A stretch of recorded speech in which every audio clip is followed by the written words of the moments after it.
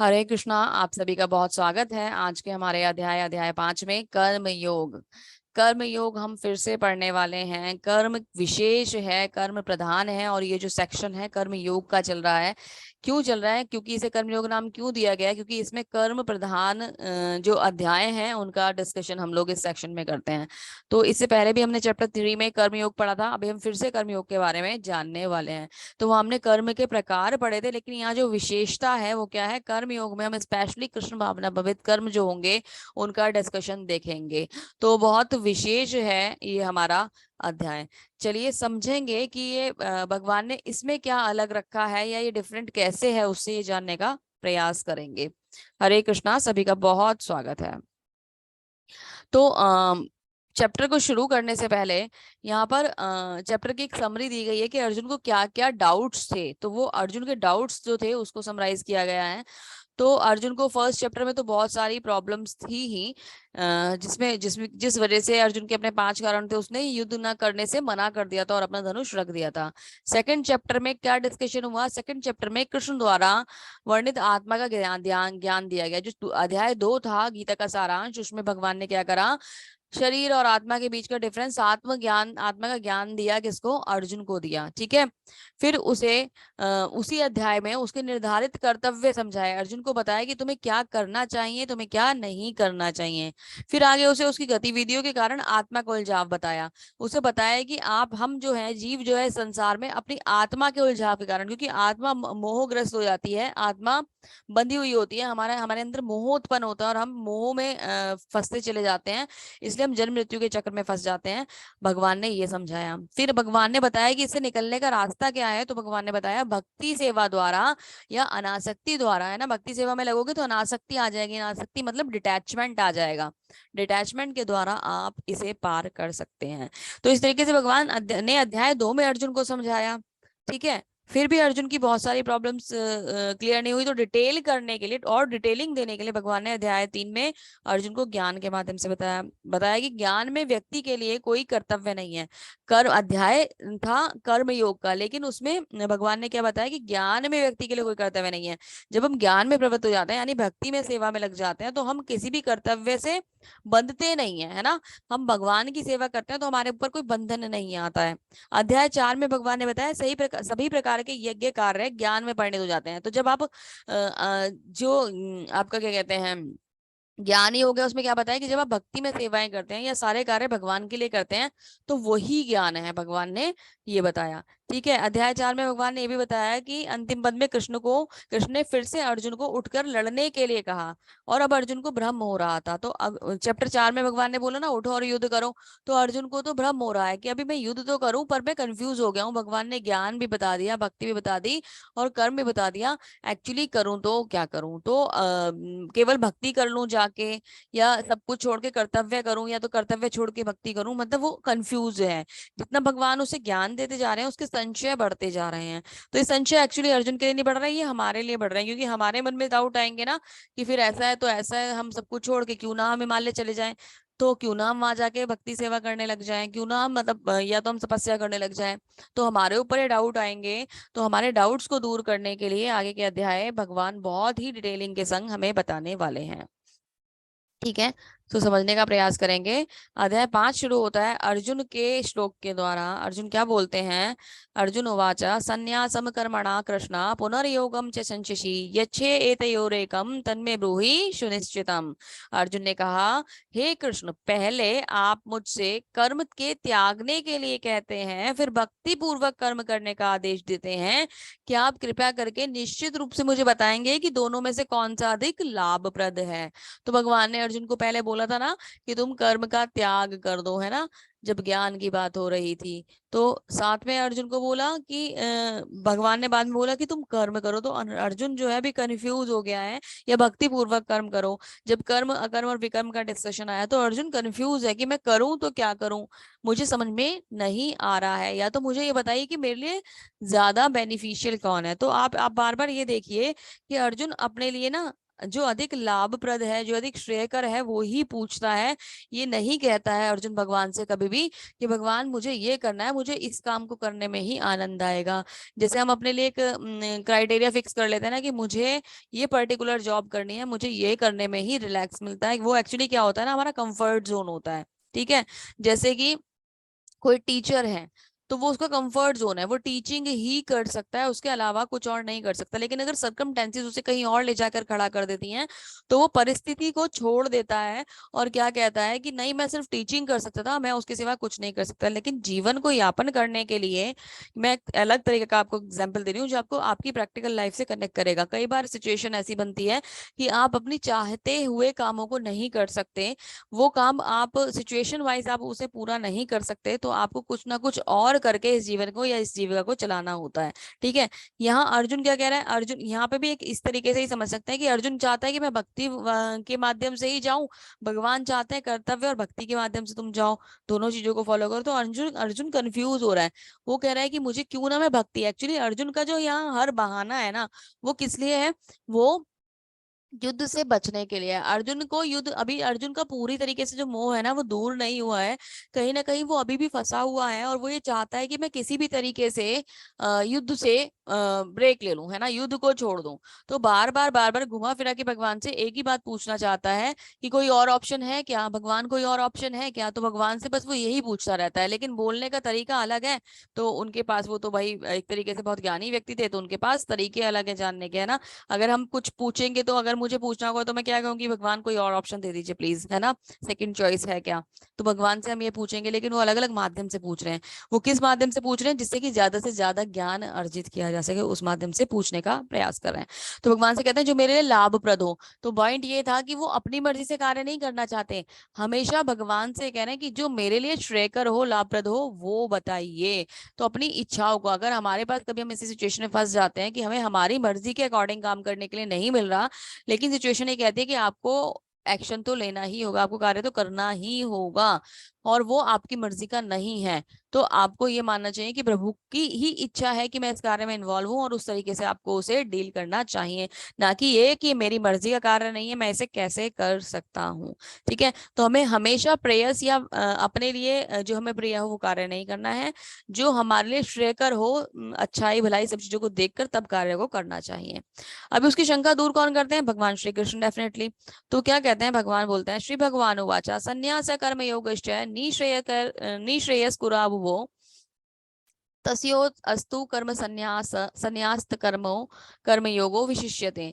श्री भगवान ने उत्तर दिया, मुक्ति के लिए तो कर्म का परित्याग तथा भक्ति में कर्म दोनों ही उत्तम है। अगर तुम्हें मुक्ति चाहिए तो तुम एक काम करो अर्जुन, कर्मों का परित्याग भी कर दो, है ना, और संन्यास ले लो, ये दोनों ही बातें उत्तम है। जो भी तुम्हारे कर्तव्य है इन्हें छोड़ दो और संन्यास ग्रहण कर लो।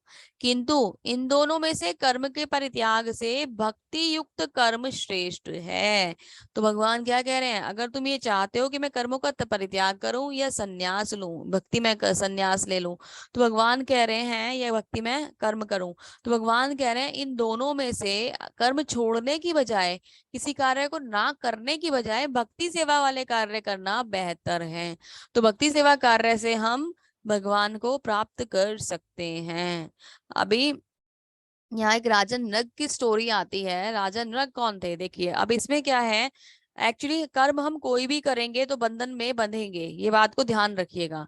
ठीक है, हम कोई भी कर्म करेंगे तो बंधन में बंधेंगे, अगर हम बंधन में नहीं बंधेंगे तो केवल वो भक्ति में कार्य हैं या भगवान की सेवा है जिसकी वजह से हम बंधन में नहीं बंधेंगे। अन्यथा आप अच्छे कर्म करेंगे तो भी आप बंधन में बंधेंगे, कर्म के बंधनों में बंधेंगे, और अगर आप बुरे कर्म करेंगे तो डेफिनेटली बंधेंगे ही। अच्छे कल का कर्म का रिजल्ट ये होगा कि थोड़ा समय के लिए सुख मिलेगा, फिर वही जन्म मृत्यु का चक्र मिलेगा। बुरे कर्मों का रिजल्ट ये होगा कि आपको डाउनफॉल होगा, आप किसी मतलब डाउन जो हमारे प्लेनेट्स हैं उसमें जाएंगे, या तो पृथ्वी पर ही कोई गलत गति गति प्राप्त होगी और जन्म मृत्यु का चक्र मिलेगा। तो ये हमारे ऊपर है कि हमें करना क्या है। तो यहाँ राजा नृग की स्टोरी आती है। राजा नृग जो थे वो बहुत ही अच्छे राजा थे, दानवीर राजा थे, बहुत सारी भक्ति में क्रियाएं, भक्ति में तो क्या एक्चुअली अच्छी क्रिया काम कार्य करा करते थे।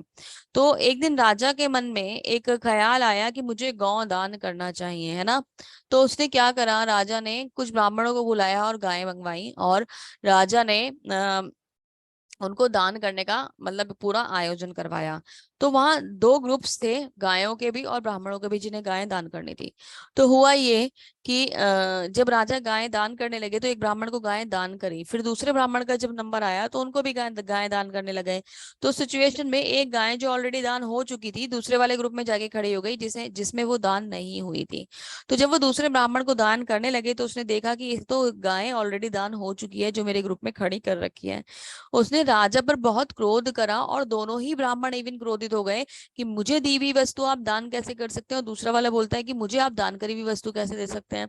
दोनों के दोनों ने राजा को बहुत ज्यादा भला बुरा सुनाया, और दोनों के दोनों ने राजा को श्राप देने के लिए तैयारी कर ली, इवन श्राप दे दिया। जबकि राजा ने मना करा कि भाई मैंने थोड़े ना ऐसा कुछ करा है, वो गलती से आ गई होगी, लेकिन उन ब्राह्मणों ने नहीं माना और राजा को श्राप दे दिया।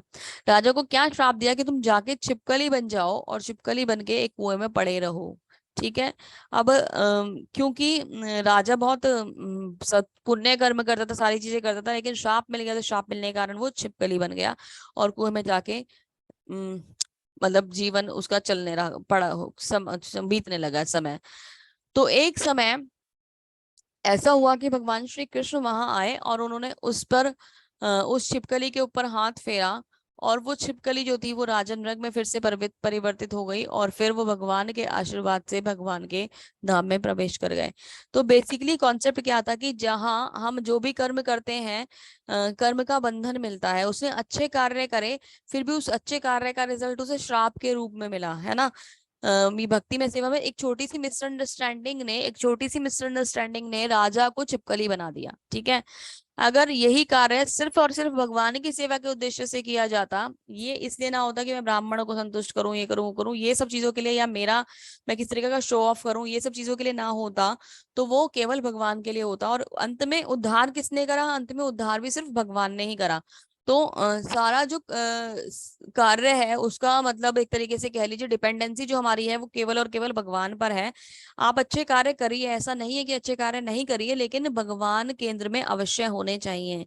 अगर भगवान सेंटर में नहीं है तो कोई अगर गड़बड़ हो जाती है तो वहां संभालने वाला कोई नहीं होगा, फिर तो बंधन मिलेंगे ही मिलेंगे। तो ये बात का हमें विशेष रूप से ध्यान रखना होगा। ठीक है। आगे भगवान क्या समझाते हैं, गेय से नित्य सन्यासी यो न देष्टि न काक्षति निर्द्वंदो ही महाभाव सुखम बाध्यात्म प्रमुच्यते। जो पुरुष न तो कर्म फल से घृणा करता है और न ही कर्म फल की इच्छा करता है, वह नित्य सन्यासी माना जाता है। हे महाभाव अर्जुन, ऐसा मनुष्य समस्त द्वंद्वों से रहित होकर भव बंधन को पूर्णतः मुक्त हो जाता है, भव बंधन से पूर्णतः मुक्त हो जाता है। तो भगवान क्या कह रहे हैं कि जो पुरुष ना तो कर्म फलों से घृणा करता है ना उसकी इच्छा करता है, मतलब आपको सन्यासी बनने के लिए सब कुछ छोड़कर, घर बार छोड़कर आपको किसी एकांतवास में जाने की आवश्यकता नहीं है। आपको सब चीजों का त्याग करने की आवश्यकता नहीं है। अगर आपको त्याग करना है तो पता है किस चीज का करना है, आपको कर्मों का त्याग नहीं करना, आपको उसकी फल की इच्छाओं का त्याग करना है। वो कर्म से घृणा ना करें। जैसे मैंने अभी समझाया था, अगर आप टीचर थे, टीचर की जॉब आपका नहीं है और आपको कोई और कार्य दिया गया है, तो कर्म से घृणा नहीं करनी है। जो उस समय सुटेबल होगा वो कार्य आपके लिए अवेलेबल कराया गया होगा। आपको आपको करना क्या है, आपको फल को त्यागना है, फल की आसक्ति को त्यागना है। हमेशा मन में ये इच्छा नहीं होनी चाहिए कि मैं ये कार्य करूं, मेरा इतना हायर पैकेज हो, मैं इतना इतना भोग करूं, ये करूं वो करूं, मैं लग्जूरियस लाइफ जीऊं। ये सब जो फल के हिसाब से चीजें बनाते हैं ना, वो ठीक नहीं है। अगर उद्देश्य होना चाहिए तो क्या होना चाहिए, जितना अच्छा मुझे जॉब मिलेगा, जितना हायर से हायर मेरा पैकेज होगा, मैं कोशिश ये करूंगा कि मैं अधिक से अधिक भगवान की सेवा में उसको प्रयोग कर पाऊं, मैं उसका अधिक से अधिक भक्ति में सेवा में प्रयोग कर पाऊं, मैं उसको उससे लोगों को अधिक से अधिक लाभ दे पाऊं भक्ति में सेवाओं के लिए। तो जब उद्देश्य ये होगा तो आपका हायर पैकेज की जो इच्छा है वो भी सही कर्म में, भक्ति में कर्म में कन्वर्ट हो जाएगी। लेकिन अगर उद्देश्य ये हुआ कि मुझे ये कार खरीदनी है, वो घर खरीदना है, ये वाले फोन खरीदने हैं, या टूर पैकेज चाहिए, ये करना है वो करना है, ये जो अपने भोग के कार्य होंगे ये डेफिनेटली बंधन में बांधेंगे। तो हमें ध्यान रखना है कि हमें क्या करना है हमें? पहली बात, अभी पॉइंट क्या है कि हमें संन्यास नहीं लेना है, हमें कर्मों को सही प्रकार से करना है। अगर कर्मों को सही प्रकार से करा जाए तो वो ऑटोमेटिकली यही संन्यास हो जाता है। कर्म फल की इच्छा, मतलब कर्म फल से आसक्ति, इच्छा नहीं है, ये एक्चुअली आसक्ति है। कर्म के फल से आसक्ति का त्याग करना है, वही संन्यास है। अभी संन्यास की डेफिनेशन नोट कर लीजिए। संन्यास क्या है? हम जैसे व्यक्तियों के लिए संन्यास है कर्म फल का त्याग। जब हम कर्म फल का त्याग कर देते हैं तो वो हमारे लिए संन्यास कहलाता है। हम सारे कर्मों को भगवान के चरणों में समर्पित कर देते हैं। कोई भी अगर अच्छा कार्य कर रहे हैं तो भी भगवान को समर्पित करते हुए करिए, बुरे कार्य मत करिए। जब आप अच्छे कार्य भगवान को समर्पित करते हुए करेंगे तो वो कार्य ही भक्ति में कार्य बन जाएंगे। तो जो सकाम कर्म है वो ऑटोमेटिकली अकर्म में कन्वर्ट हो जाएगा, जो हमें बंधन नहीं देगा। आप समझेंगे कैसे? एग्जाम्पल देती हूँ। जैसे आपको किसी को, आपके यहाँ कोई आ गया, वो आके आपसे मांगता है कि भाई मुझे कुछ पैसे दे दो। ठीक है, बहुत सारे बेगर्स आ जाते हैं ना, आपको कहीं रास्ते में कोई मिल गया, वो हेल्प मांगता है आपसे, पैसे मांगता है, कुछ मांगता है। तो आपको क्या करना है कि आप भाई, आप उससे पूछ सकते हो कि आपको किस लिए चाहिए, कि मुझे खाना खाना है, ऐसी ऐसी तरीके की चीजें बता देते हैं वो ना। एक बार बताओ, जो सामने वाला व्यक्ति है उसको खाना, कपड़ा और यही चीजों की तो आवश्यकता होगी, तभी तो वो मांग रहा है ना। अदरवाइज तो मतलब वो ये तो है नहीं कि उसे ये, वो आपसे ये कह देगा कि मुझे कार दे दो या मुझे घर दे दो। वो तो उसकी तो वही बेसिक नीड्स ही पूरी नहीं हो रही, खाने की और पहनने की और सोने की, ये चीजें ही नहीं पूरी हो पा रही उसकी। तो आप उससे पूछ सकते हो कि क्या आप भोजन ग्रहण करना चाहते हो। तो आप क्या कर सकते हो कि आप भगवान को भोग लगाया हुआ प्रसाद उसे दे सकते हो। ठीक है। आप अगर उसको किसी और चीज की आवश्यकता है, मान लीजिए कोई बच्चा ही आता है जिसको किसी वो बहुत गरीब है, वो पढ़ना चाहता है, उसके पास बुक्स नहीं है, पेन्स नहीं है, पेंसिल्स नहीं है, बैग नहीं है, तो आप भगवान को समर्पित करके उस फल को, उस बच्चे को हेल्प कर सकते हो। कोई बड़े व्यक्ति हैं, किसी को कपड़े चाहिए, किसी तरीके की दवाइयों की मदद चाहिए, कुछ और चाहिए, भगवान को फल समर्पित करते हुए उनकी मदद कर सकते हैं। ऐसा नहीं कि मेरे से किसी ने मांगा, मैंने पर्स ओपन करा और पैसा उसको दे दिया, उस पैसे का तो मिसयूज होगा ही होगा और हम कर्म बंधन में बन जाएंगे। जब इसी कर्म को हम भगवान को सेंटर डालकर कर लेंगे, भगवान को सेंटर में रखकर कर लेंगे, सॉरी, भगवान को सेंटर में रखकर कर लेंगे, तो क्या होगा कि हम भक्ति में, सेवा में लग जाएंगे, ना कि हम कर्म के बंधन में बंधेंगे। तो और ये क्या होगा, जब हमारे मन में फल, हमने क्या करा, वो फल को त्याग दिया, उसमें हमने भगवान से प्रार्थना करी, भगवान ये मैं आपके, इसका फल जो है मैं आपके चरणों में समर्पित करता हूँ, ये जो भी मैं कार्य कर रहा हूँ ये सब आपके लिए समर्पित है, आपके प्रसाद के रूप में ये उन व्यक्तियों को मिल जाए और मेरे ऊपर कोई कर्म बंधन ना आए, ये मैं आपके चरणों में समर्पित करता हूँ। जब हम ये भाव से कोई कार्य करेंगे तो होगा क्या कि हम किसी भी प्रकार के बंधन से मुक्त हो जाएंगे और ऊपर उठ जाएंगे। तो हमें किसी संन्यास की आवश्यकता नहीं है। इस भौतिक जगत में रहते हुए भी आपसे सुंदर सन्यासी कोई नहीं होगा, क्योंकि आपके मन में कोई लालच नहीं है, किसी चीज की इच्छा नहीं है, जो भी कुछ है वो कृष्ण के लिए है। मतलब आपने कार्य पूरा करा, किसी को आपकी आवश्यकता थी, आपने उसकी हेल्प करी, लेकिन कैसे करी? भगवान को केंद्र में रखकर करी, भगवान को सेंटर में रखकर करी। ठीक है। तो हमें क्या करना है? हमें कर्म का त्याग नहीं करना है, हमें कर्म फल का त्याग करना है, तो हम सन्यासी बनेंगे। आज इस चैप्टर में स्टोरीज बहुत सारी आएंगी। तो एक स्टोरी आती है नामाचार्य हरिदास ठाकुर जी के। हरिदास ठाकुर जी महाराज की जय। बहुत ही सुंदर। नामाचार्य क्यों कहा जाता है? नामाचार्य हरिदास ठाकुर जी एक्चुअली इतने सारे जप करते थे, इतना इतना चैंटिंग करते थे कि चैतन्य महाप्रभु ने उनको नाम आचार्य, नाम जप करने वाले आचार्य, सबसे सुंदर नाम आचार्य का नाम की उपाधि दे दी। मैं जानना चाहूंगी, कोई गैस कर सकता है कि कितने जप करते होंगे नामाचार्य हरिदास ठाकुर जी महाराज एक दिन में? हरे की समाधि 3 लाख नाम का जप करते थे। 3 लाख नाम का जप करते थे। अच्छा, बहुत सुंदर बताया प्रभु जी आपने। नंबर्स बता सकता है कोई, राउंड्स में कितने नंबर जप करते थे? 492। 192। बहुत सुंदर प्रभु जी, सबको पता है, सबने पहले सुना हुआ है। तो 192 राउंड्स का जप करते थे। 192 राउंड्स का जप करने के लिए दिन और रात वो केवल और केवल इसी में लगे रहते थे, जप में ही लगे रहते थे। तो ये तो फिर ये स्टोरी भी आप लोगों को पता होगी प्रभु जी, किसी को पता है ये स्टोरी? जी माता जी। तो चलिए नरेट नहीं कीजिए माता जी। नहीं पता? आपको पता है मुकुंद प्रभु जी, जल्दी से नरेट कीजिए शॉर्ट में। जी माता जी। तो नामाचार्य हरिदास ठाकुर जी एक बार 3 लाख नामों का उन्होंने व्रत किया था कि वो जप करेंगे। तो इतने में वहाँ के राजा ने एक सुंदर स्त्री को भेजा कि वो उनके उनकी उनकी परिनिंदा कर सके और उन्हें आकृष्ट कर सके अपनी ओर। तो हम्म। ना तो जब वो सुंदर स्त्री पहले दिन आई, रात को आई, नामाचार्य बहुत ही सुशोभित होकर नामाचार्य हरिदास ठाकुर जी के पास उन्होंने कहा कि मैं आग को भोगना चाहती हूँ जहाँ आकृष्ट करने लगी। तो हरिदास ठाकुर ने बहुत सुंदर तरीके से कहा कि हे माते, मेरा जप पूर्ण होते ही मैं आप जो भी इच्छा होगी मैं आपकी पूर्ण करूँगा।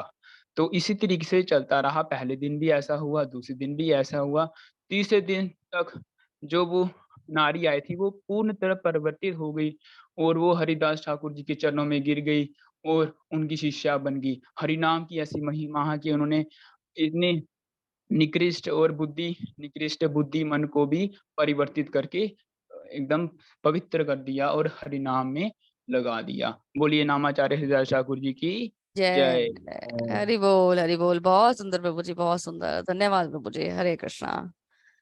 हरे कृष्णा। कितना सुंदर तरीके से प्रभु जी ने समझाया, इतने अच्छे अच्छे शब्दों का प्रयोग करते हुए, इतने अच्छी तरीके से तो मैं भी नरेट नहीं कर सकती।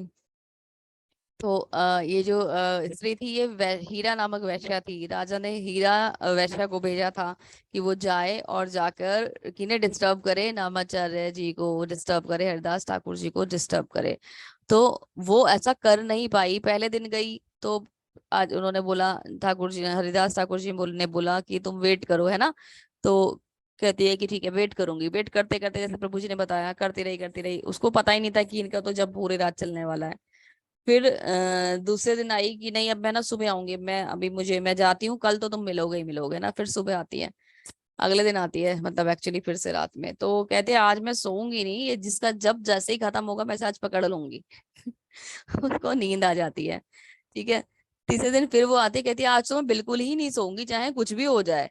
मैं आज तो इनका जो जप है उसे भंग करके ही रहूंगी। तो मना करती है, पूरा प्रण ले लेती है, बहुत सुंदर तरीके से सज धज कर आती है और प्रण लेती है। और फिर क्या करती है, क्योंकि सुन रही है ना नाम, सुनते सुनते सुनते उसके मुंह से भी नाम का उच्चारण होने लग जाता है। हरे कृष्णा हरे कृष्णा हरे कृष्णा हरे कृष्णा कृष्णा कृष्णा करते करते करते सो जाती है।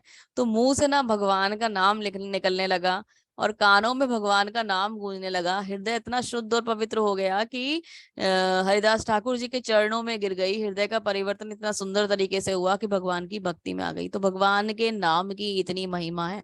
आप लोगों को ना जप करने के लिए मैंने बोला है, ऐसे ही नहीं बोला, क्योंकि हमें चैतन्य महाप्रभु ने इतना सुंदर मंत्र दिया है, महामंत्र दिया है कि हम इस कलयुग में अगर पार पा सकते हैं ना किसी भी बाधा से। ये केवल आध्यात्मिक पॉइंट से अगर आप देखें कि माता जी ये कहते हैं कि हम स्पिरिचुअल वे में इसमें कनेक्ट हों, वो तो इसका मुख्य लाभ है ही। लेकिन अगर आप ये चाहते हैं कि आपकी जितनी भी प्रॉब्लम्स हैं, जितनी भी टेंशन्स हैं, जिसमें आप 24 घंटे उलझे हुए रहते हैं, जब आप भगवान के नाम का मंत्र का जाप करते हैं, हरे कृष्ण महामंत्र का जप करते हैं, तो आप ऑटोमेटिकली अपने आप में एक रिलैक्स फील करेंगे। क्योंकि हम पता है हमारा जो स्तर है ना भौतिक है।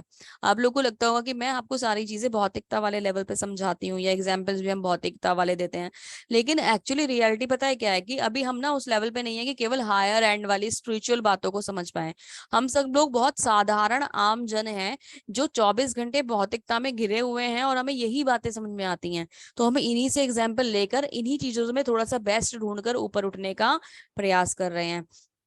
तो ये जो हमारी भौतिकता वाली जितनी भी उलझने होती है ना, कोई ये कहता है कि हमें फोकस नहीं कर पाते, कोई ये कहता है हमें टेंशन बहुत है, कोई कहता है कि हम लोग हमारे पास मेरे पास कंफ्यूजन बहुत है, मैं चॉइसेस में क्लियर नहीं हो पाता। कोई ये कहता है कि हम मेरी डिसीजन मेकिंग पावर पावर बिल्कुल भी डाउन है, मैं नहीं डिसीजन ले पाता। कोई ये कहता है कि मेरे अंदर कॉन्फिडेंस नहीं है। कोई ये कहता है कि मैं मतलब क्या कहते हैं दूसरे लोग मुझे धोखा दे देते हैं। कोई ये कह देता है कि मेरे पास कोई है नहीं जिससे मैं बात कर सकूं, मुझे जिससे मैं अपने अपने मन की बातें बता सकूं। ये बहुत सारे प्रॉब्लम्स, बहुत सारे प्रश्न मेरे पास आते हैं। आपके बैच से तो थोड़ा एक्चुअली इस तरीके के प्रश्न कम आ रहे हैं पर्सनल वाले, लेकिन और बाकी सारे बैचेस में बहुत आते हैं। तो सबको मैं यही सोल्यूशन देती हूँ कि ये जो नाम जप है, यही एकमात्र साधन है। एक्चुअली आप प्रश्न को कहीं से भी घुमा के पूछ लो, आंसर केवल और केवल हरिनाम जप आएगा। इसके सिवा कोई और आंसर मैं आपको दे ही नहीं पाऊंगी। कारण कि क्या है कि जब तक आप भक्ति में नहीं आओगे, आप ये देखो कि कृष्ण भगवान आपके लिए वेट कर रहे हैं और हर प्रॉब्लम का सोल्यूशन ही वो है। तो हम आपको आंसर भी क्या देंगे ना, हमारे लिए तो सोल्यूशन भी सिर्फ कृष्ण ही है। हमारा कार्य भी ये है कि हम आपको कृष्ण के साथ ही जोड़ेंगे, क्योंकि वहीं से आपको सोल्यूशन मिलेगा। तो आपको करना क्या है, जैसे ही आप जप करना शुरू करोगे, आप ऑटोमेटिकली ये देखना कि आपके अंदर से वो नेगेटिविटीज या जो प्रॉब्लम्स हैं आपकी ऑटोमेटिकली खत्म होनी शुरू हो जाएंगी। जो कहते हैं हमसे कंसंट्रेशन नहीं है, फोकस नहीं है, स्टडी एग्जाम में बहुत डर, मतलब एग्जाम्स में बहुत डर लगता है, हम कॉन्फिडेंट नहीं रहते, ये सारी प्रॉब्लम्स को आप देखोगे ना, आप सुबह शाम 2 माला जप भी अगर करते हो, केवल वो 2 माला जप जो है आपको इतनी सुंदर तरीके से आगे बढ़ाएगा, इतनी सुंदर तरीके से आगे बढ़ाएगा कि आपके अंदर कॉन्फिडेंस भी आएगा। मैंने ये कहा था कि आप 18 डेज में अपने अंदर चेंज फील करोगे, लेकिन वो फेल करेंगे जिन्होंने जप करना शुरू कर दिया है। जिन्होंने जप करा ही नहीं है वो फील तो वो भी करेंगे, लेकिन वो उससे थोड़ा कम लेवल का करेंगे। लेकिन जिन्होंने चैंटिंग करनी शुरू कर दी है, वो सभी लोग अपने आप को 18 दिन में एक ऐसी पोजीशन में पाएंगे कि वो पहले से बहुत बेहतर है, उनको उनके लिए जो उनके टास्क हैं बहुत क्लियर हैं, वो बहुत सही तरीके से अपने अपने आप को एक राइट पोजीशन में देख पा रहे हैं। क्यों? क्योंकि आप भगवान के साथ जुड़ गए हो, आपने एक स्टेप भगवान के साथ ले लिया है। जैसे ही आप अपना फर्स्ट स्टेप भगवान की तरफ बढ़ाओगे, डेफिनेटली भगवान आपकी तरफ 100 स्टेप चल के आ जाएंगे और आपको प्रेम करने के लिए तत्पर हो जाएंगे। भगवान हमारे सारे सॉल्यूशंस देते हैं, क्योंकि एकमात्र वो ही है जो हम पर कृपा कर सकते हैं। हम कुछ भी नहीं कर सकते। पता है कितनी भी मतलब एफर्ट डाल लो, मैंने अपनी पर्सनल लाइफ में भी ये सारी चीजें देखी हैं, और बहुत सारे लोगों की लाइफ में ये सारी चीजें देखी हैं, हम कितने भी एफर्ट्स डाल लें, लेकिन जो हम चाहते हैं ना कि ये कार्य हो जाए हमारी मर्जी से, वो कार्य नहीं होता, और प्रभु की इच्छा मात्र से वो कार्य संपन्न हो जाता है। हम पूरे प्रयास डाल देते हैं, और हम सब कुछ लगा देते हैं जीवन का उसके अंदर, फिर भी हम उस कार्य को संपन्न नहीं कर पाते। कहते हैं ना कि आपन सोची होत नहीं, प्रभु सोची तत्काल। तो भगवान की सोची हुई जो इच्छा है, भगवान के तो इच्छा मात्र से सृष्टि उत्पन्न हो जाती है, और हम कितने भी प्रयास कर ले, हम वो नहीं कर पाते जो हमें करना है। होगा वही जो भगवान ने रखा है ना, वो तो वो सोचा है, तो वही है, वही बात है कि हमें भगवान के ऊपर मतलब ना डिपेंडेंसी जब हमारी है, सारी चीजें हमें शाश्वत सत्य पता चल गया कि स्वयं भगवान है, तो हमें उनसे जुड़ना चाहिए। और उनसे जुड़ने का माध्यम अगर कलयुग में कोई है, तो वो केवल और केवल हरि नाम जप है। हरि नाम जप की महिमा इतनी सुंदर है। हाँ, एक इंपॉर्टेंट बात मुझे याद आई है, आप लोगों के पास ना वैष्णव बुक शेयर करी है माता जी ने कल, वैष्णव गीत की। ठीक है, आप लोगों में से किसी ने, मुझे नहीं लगता, बहुत कम ने ही उसको ओपन करा होगा। जिन्होंने ओपन करा है, जिन्होंने नहीं करा है, सभी लोग उसको ओपन जब करेंगे ना, तो उसमें डिटेल दी हुई है हरे कृष्ण महामंत्र की। उस हरे कृष्ण महामंत्र की डिटेल को पढ़िएगा तो आपको पता चल जाएगा कि हम हरे कृष्ण महामंत्र क्यों करेंगे, उस करने से हमें लाभ क्या होगा, और हम हरे क्यों बोलते हैं, हम राधा क्यों नहीं बोलते, गले वाला प्रश्न भी आया था। वो सारी डिटेल आपको वहां मिलेगी। एक बार उस पैराग्राफ को पढ़ के देखिएगा, आपको सारे संशय आपके उसमें दूर हो जाएंगे, है ना।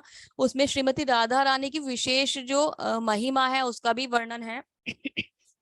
हरे कृष्णा, तो आप उसको पढ़िएगा। जप का कितना, हरे कृष्ण महामंत्र कितना पावरफुल है। वो छोटा सा जो एक पैराग्राफ है ना, 2-3 पैराग्राफ का वो जो आर्टिकल है, वो आपको क्लियर कर देगा कि महामंत्र में कितनी ताकत है। तो आप सब लोग उसे पढ़ेंगे। कल मैं आपसे पूछूंगी कि आपने उसमें कल क्या पढ़ा, ठीक है।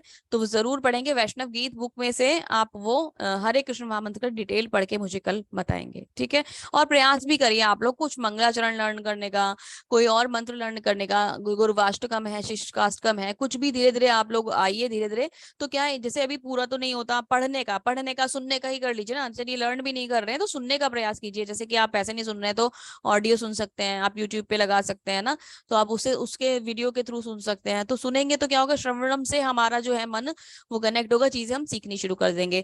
फिलहाल जब जब की बात हो रही है, नाम की बात हो रही है, तो नाम जो है वो बहुत सुंदर है और हमारे सर हर प्रॉब्लम का समाधान है। टॉपिक हमारा बहुत ज्यादा आगे हो गया है, चलिए आगे बढ़ते हैं और चैप्टर को आगे लेके जाते हैं। हरे कृष्णा। तो ब्राह्मणायाध्याये कर्मणि संग कत्वा करोति यः लिम्प्यतेन स पापेन पद्म पत्रम विभाम्भसा मी वाम भसा।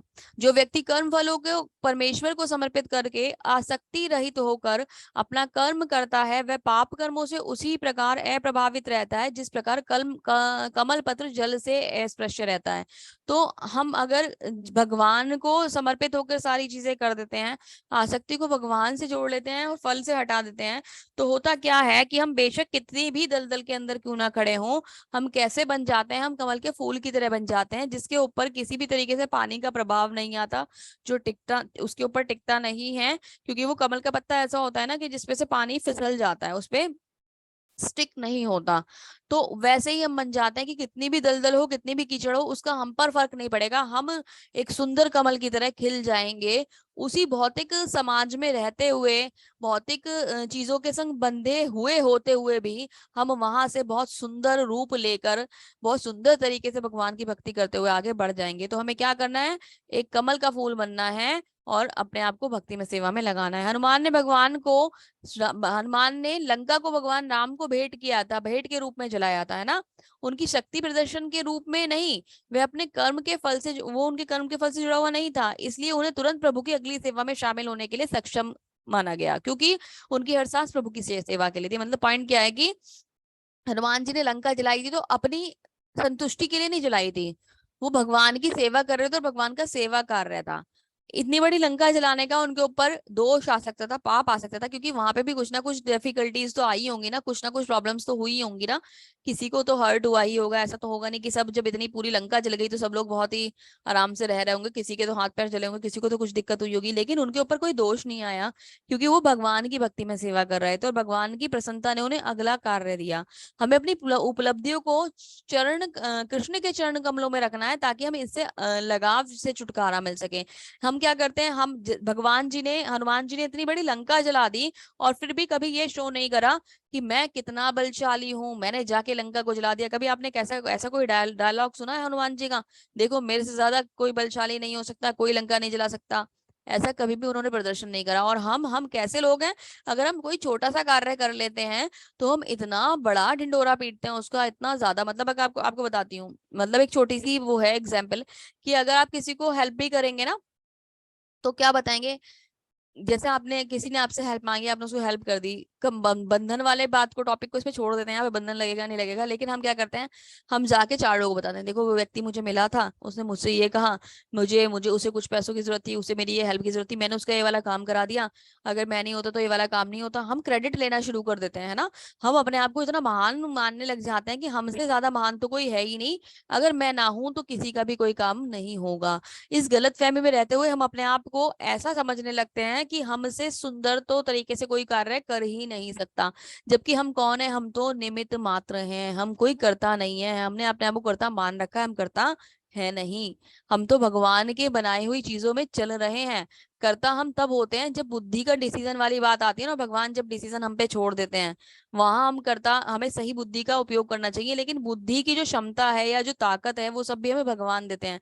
तो ये सारे कार्य कराने वाले भी भगवान ही हैं, हम अपने आप से कोई कार्य नहीं कर रहे, तो क्रेडिट लेने की हमें आवश्यकता नहीं है, सारा श्रेय भगवान का होना चाहिए। यहाँ हम क्या करते हैं, हम खुद पे खुद ही क्रेडिट लेना शुरू कर देते हैं कि हमने करा, मैंने करा, मेरे द्वारा हुआ, मैं हूं मेन पर्सन, है ना। कोई अचीवमेंट आपने ले लिया, कोई आपने एंट्रेंस एग्जाम क्लियर कर दिया, तो ऐसे पागलपन हो जाता है, ऐसा पागलपन हो जाता है, इतने सालों की मेहनत थी मेरी, सफल हो गई, इतने महीनों की मेहनत थी मेरी, सफल हो गई।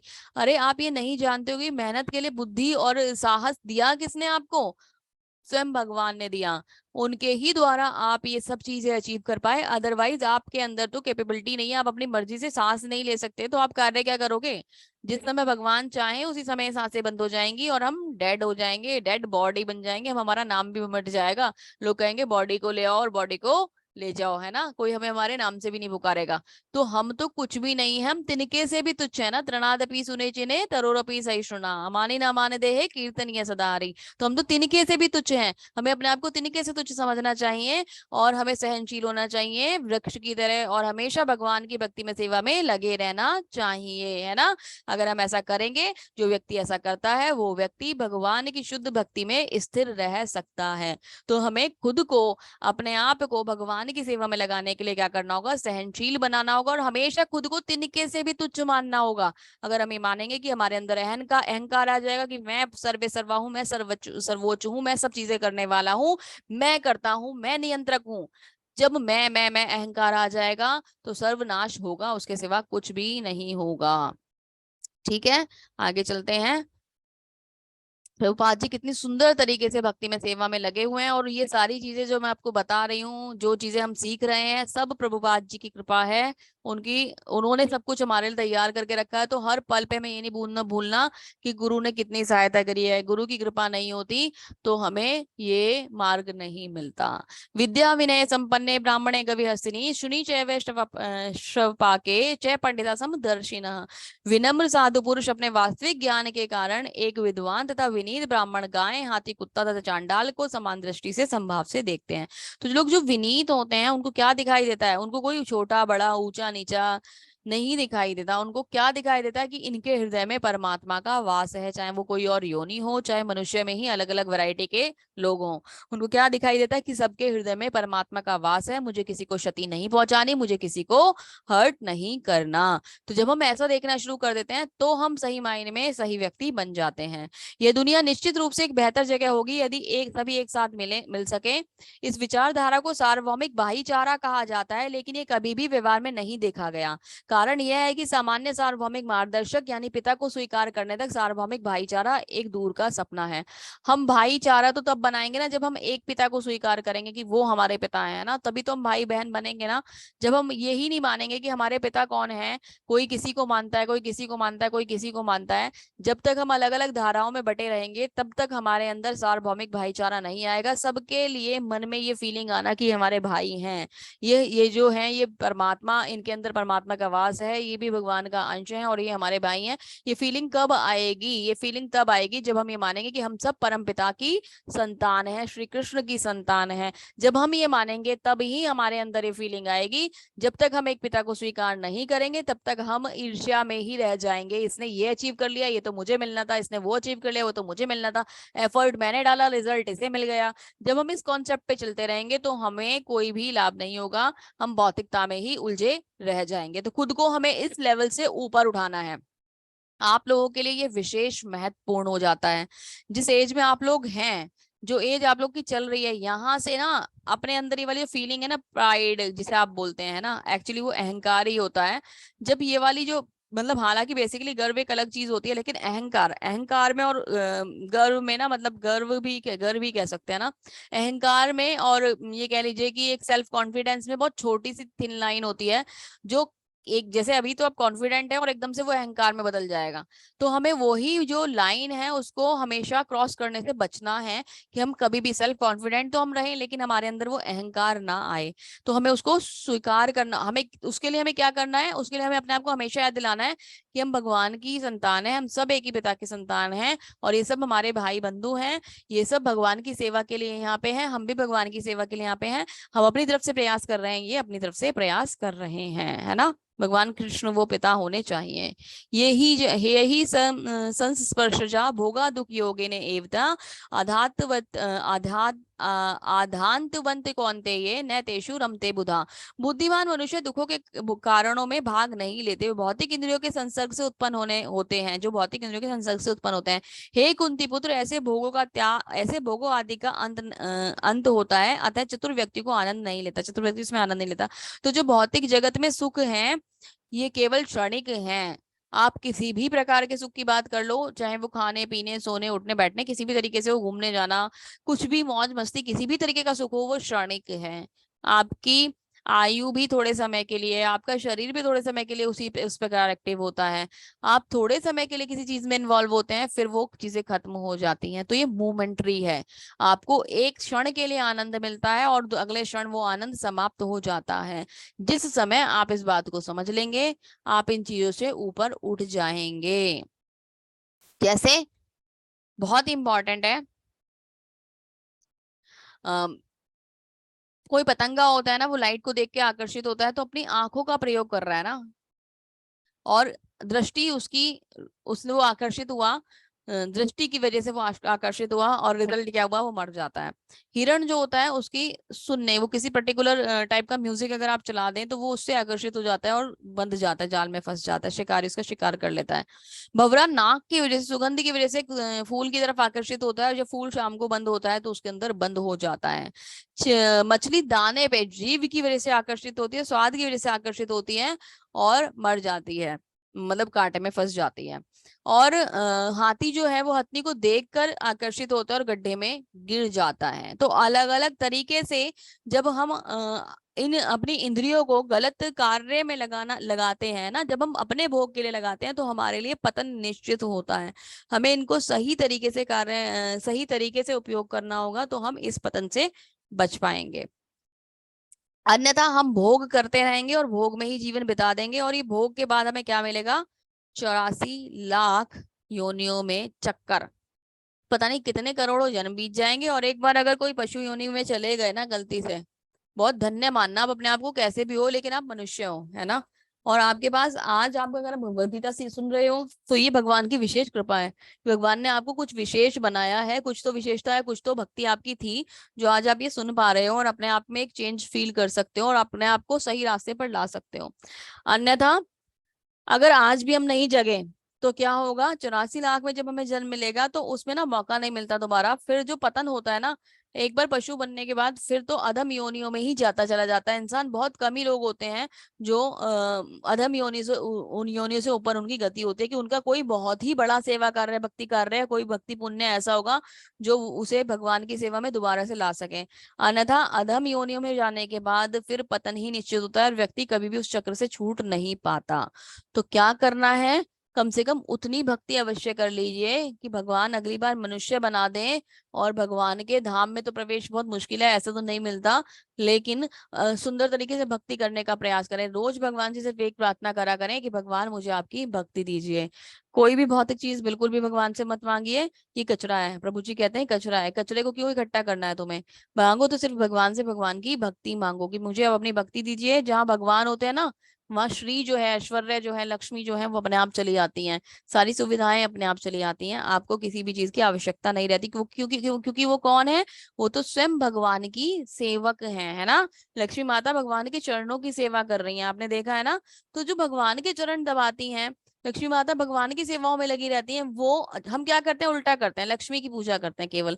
हम उन्हें बुलाते हैं भाई, उनके जो क्या बोलते हैं, उनके लिए जो पूजनीय है, आप उन्हें बुलाओगे तो जो सेवक है वो तो अपने आप भागे भागे आ जाएंगे ना।